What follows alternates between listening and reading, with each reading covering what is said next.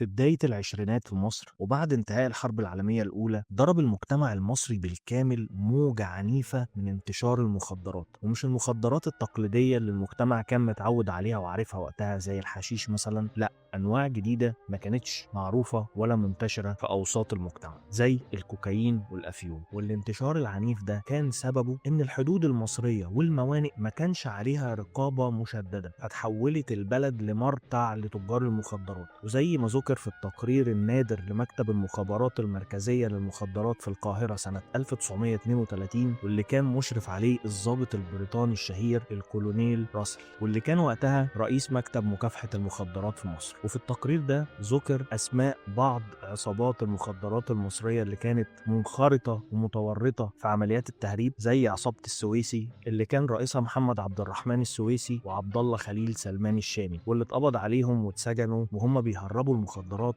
عن طريق القطورات اللي جاية من فلسطين لمصر جوه علب المحاور اللي بتكون في العربيات من بره. ومع انتشار المخدرات وتأثيرها السلبي الضخم جدا على الطبقة المتوسطة العاملة وطبقة الأمراء والبشوات، ظهرت مصحات لعلاج الإدمان. وعلى سبيل المثال في العدد 787 من مجلة اللطائف المصورة يوم 10 مارس 1930 نشرت مصحة الدكتور سالم إعلان بيقول اكتشاف علاج خطير يضمن شفاء مدمني المخدرات الهيروين والمورفين والأفيون وخلافهم في 5 أيام فقط. وطبعا الكلام ده كلام فارغ، لأن مفيش حاجة اسمها علاج إدمان في 5 أيام فقط. ولما دورت شوية ورا النوع ده من العلاجات اللي كانت منتشرة في الفترة دي، لقيت إن العلاج ده كان بيهدد الحياة أكتر من الإدمان نفسه، وغالبا كان بيؤدي للوفاة في الآخر. فدي في مجملها كانت شبه عمليات النصب المقننة اللي غالبا محدش كان بيراجع وراها. وطبعا إعلان بالشكل ده إعلان جريء جدا، بغض النظر عن إنه نصب، لكن إنه يخاطب الناس بالجرأة دي في مجتمع محافظ بيخاف على صورته، فده بيعكس فداحة الوضع اللي كان المجتمع عايشها في الوقت ده. وبيظهر في الوقت ده توجو مزراحي عشان يعمل أول فيلم طويل صامت ليه بعنوان الهاوية، اللي هيتعرض سنة 1930، اللي بيناقش فكرة المخدرات وتأثيرها السلبي على الأسرة، واللي الأسرة فيه بتنتهي نهاية مأساوية. عشان بعد 4 سنين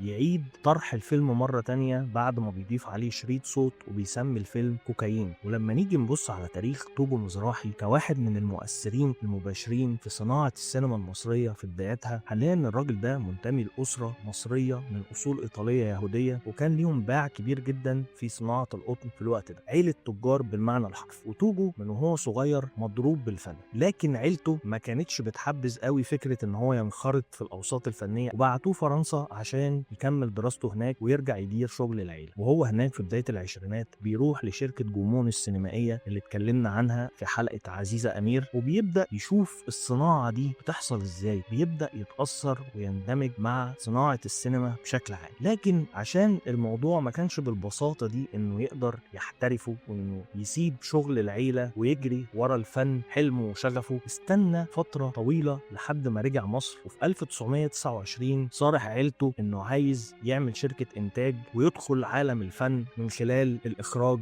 والتأليف والتمثيل. لكن عيلته قبلت كلامه ده بالرفض الشديد والعنيف، وده اللي هيجبره انه يغير اسمه لأحمد المشرقي. وده لسببين: اول سبب المشاكل اللي كانت بينه وبين عيلته، وتاني سبب هيسهل له فكرة الشغل وتقبل الناس ليه في بدايته. وفعلا عمل شركة الانتاج بتاعته في بكوس وانتج فيلم الهاوية. والفيلم لما اتعرض نال استحسان معظم الاوساط الفنية، وخصوصا الحكومة المصرية ووزارة الداخلية للدور التوعوي اللي كان بيلعبه في الفيلم. توجو مزراحي فيما بعد هيأثر في صناعة السينما بشكل كبير، وده لأنه جاي أصلا من خلفية تجارية، وحتى الفن نفسه شغفه وحلمه كان قادر يحوله لبزنس موديل يقدر يكسب منه ويقدر يطور فيه على مدار السنين، عشان الصناعة نفسها يبقى ليها هيكل وكيان وتجذب عدد أكبر من المستثمرين. ومع الأسف نسخة الفيلم مش متاحة أو مش موجودة زي عدد كبير جدا من الأفلام المصرية في الحقبة دي. لكن قصة الفيلم كانت بتحكي عن موظف بسيط بيقع في فخ الإدمان، والفيلم بيصور إزاي الكوكايين بيحول الإنسان الإنسان من شخص منتج لهيكل عظمي بيدمر نفسه وعيلته. والدراما دي كانت انعكاس للي وصفه راسل باشا فيما بعد في التقرير اللي كتبه سنة 1932 لما اتكلم عن ازاي الهيروين والكوكايين بقوا وباء بيهدد القرى والمدن المصرية. تأثير توجو مزراحي هيمتد فيما بعد وهيدخل على السينما المصرية فكرة السلسلة وإنتاجه الغزير للأفلام اللي امتد من سنة 1930 لحد سنة 1948 لحد ما خرج من مصر. ويذكر للراجل ده حبه وعشقه الشديد لمصر وإنه رفض يروح يعيش في إسرائيل وراح كمل شغله في السينما لحد ما مات في إيطاليا. توجو مزراحي هيكون من المحطات اللي هنقف عندها كتير وهنتكلم عنه كتير وعن تأثيره وعن الأفلام اللي عملها في تاريخ السينما المصرية عشان نحكي عن واحد من الصناع والمؤسسين الرئيسيين للسينما المصرية. في نهاية الحلقة حابب أشكركم جدا على الدعم اللي شفته الحلقات اللي فاتت وأتمنى برضو إن أشوفه في الحلقة دي وفي الحلقات اللي جاية. لو عجبتك الحلقة ما تنساش تعمل لايك وتسيب لنا رأيك في كومنت. كان معاكم نادر سيف الدين، سلام.